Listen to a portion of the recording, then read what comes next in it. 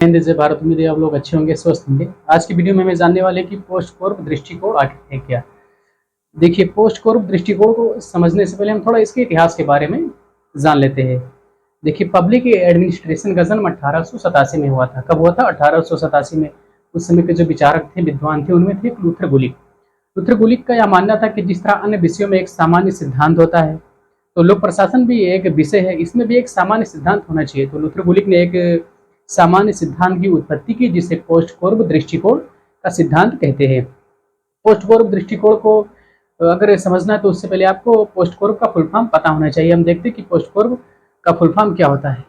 देखिए, P stand for होता है planning, P stand for planning, O stand for organisation, organisation, जेसन, S stand for staff,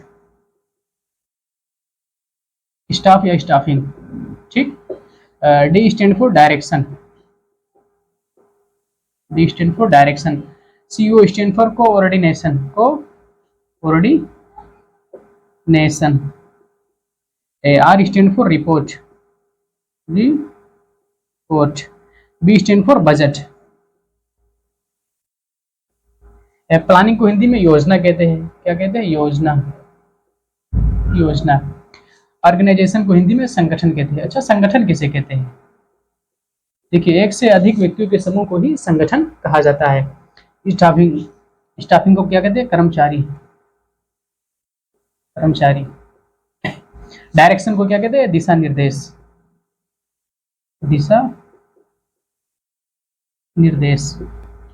coordination को क्या कहते हैं? समन्वय, समन्वय। इसको तालमेल भी कहते हैं, तालमेल, ठीक। रिपोर्ट को क्या कहते हैं? हिंदी में विवरण, विवरण। बजट का देखिए, बजट का कोई हिंदी शब्द नहीं है।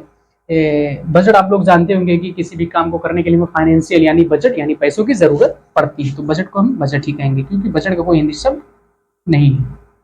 ये रहा पोस्ट कोर्प का फुल फॉर्म। अब हम ये जानेंगे कि पोस्ट कोर्प दृष्टिकोण प्रशासन में आखिर काम कैसे करता है। देखिए, अगर आप लोग प्रशासन नहीं जानते तो जान लीजिए कि प्रशासन किसे कहते हैं, प्रशासन में कौन कौन लोग आते हैं। देखिए, प्रशासन में हमारे डीएम आते हैं, एसडीएम, एसपी, ये सब प्रशासन में आते हैं। अब हमें देखेंगे कि आखिर पोस्ट कोर्प दृष्टिकोण प्रशासन में काम कैसे करता है। तो एक एग्जाम्पल के माध्यम से हम बात को समझेंगे कि पोस्ट कोर्प दृष्टिकोण काम कैसे करता है। मान लीजिए गवर्नमेंट के थ्रू कोई अस्पताल बनवाया जा रहा है, अस्पताल, गवर्नमेंट के थ्रू कोई अस्पताल बनवाया जा रहा है, तो सबसे पहले क्या किया जाएगा? सबसे पहले प्लानिंग की जाएगी। क्या किया जाएगा? प्लानिंग की जाएगी। ये एक योजना बनाई जाएगी कि आखिर अस्पताल कहाँ होना चाहिए, कितना बड़ा होगा, उसमें कौन कौन सी सुविधाएं दी जाएगी। उसके बाद देखिए, जो प्लान को एग्जीक्यूट कर रहा है, जो प्लान को चला रहा है, उसके लिए हमें एक संगठन की आवश्यकता पड़ेगी, एक संगठन की जरूरत पड़ेगी। किसकी? एक संगठन की हमें जरूरत पड़ेगी। देखिए, जो संगठन में रहने वाले लोगों को क्या कहेंगे हम? कर्मचारी। संगठन में रहने वाले व्यक्तियों को हम कर्मचारी कहेंगे। क्या कहेंगे? कर्मचारी। अब देखिए, जो ये कर्मचारी है, इनको कोई आदेश या निर्देश देने वाला होना चाहिए ना। जैसे परिवार में हमारे माता पिता हमें क्या देते हैं? डायरेक्शन देते हैं, निर्देश देते हैं। ठीक उसी प्रकार इन कर्मचारियों को भी कोई आदेश देने वाला, कोई निर्देश देने वाला होना चाहिए।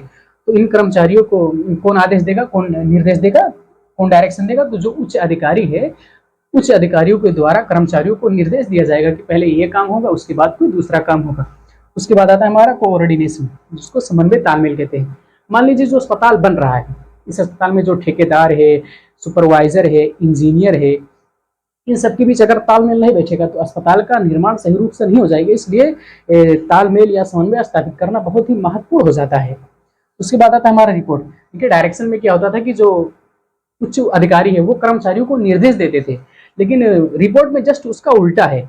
इसमें क्या होगा कि इसमें कर्मचारी, रिपोर्ट में क्या होगा? रिपोर्ट में कर्मचारी जो है वो उच्च अधिकारियों को रिपोर्ट देंगे कि ये काम हो चुका है, ये काम चल रहा है, ये दिक्कतें आ रही। उसके बाद आता है हमारा बजट। देखिए, जो अस्पताल बन रहा है इसमें हमें ह्यूमन रिसोर्सेज की जरूरत पड़ेगी, मटेरियल जैसे सरिया, सीमेंट, गिट्टी, इनकी जरूरत पड़ेगी ना। तो इनसे रिलेटेड जो भी खर्चे, उनका हमें क्या एक बजट तैयार करना पड़ेगा कि हमें ठेकेदार को इतना देना है, इंजीनियर को इतना देना है, कर्मचारी को इतना देना है, मटेरियल वालों को इतना देना है। तो इनसे संबंधित हमें एक बजट तैयार करना पड़ता है। ठीक, तो ये रहा बजट। करना पड़ेगा, बजट तैयार करना पड़ेगा कि हमें ठेकेदार को कितना देना है, इंजीनियर को कितना देना है, मटेरियल वालों को कितना देना है। तो ये थी लूथर गुलिक की पोस्ट कोर्प दृष्टिकोण का सिद्धांत। उम्मीद है ये आपको समझ में आया होगा। मिलते हैं फिर अगले वीडियो के साथ। जय हिंद, जय भारत।